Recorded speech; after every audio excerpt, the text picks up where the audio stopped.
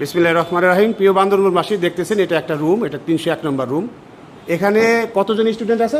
আমাদের 78 জন স্টুডেন্ট আছে। এই 78 স্টুডেন্টের আজকের পরীক্ষা হলো বাংলা প্রথম পত্র, বাংলা দ্বিতীয় পত্র মিলিয়ে ওদের প্রি টেস্ট পরীক্ষা।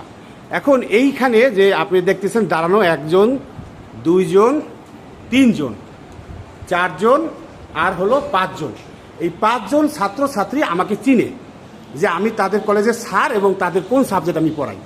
বাকি যারা বসে আছে একটা ছেলে মেয়ে আমার নাম জানে না, আমি কোন সাবজেক্টের টিচার সেটা তারা জানে না।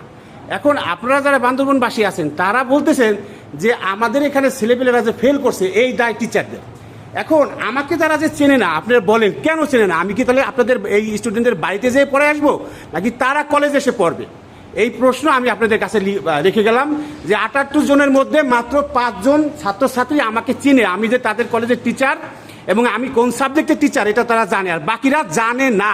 আমার নাম জানে না, আমি কোন সাবজেক্ট পড়াই তারা জানে না। অনেকে ওই যে মুখের কাছে হাত রেখে দিচ্ছে যাতে তাকে কেউ চিনতে না পারে, তারা এখন লজ্জা লাগছে।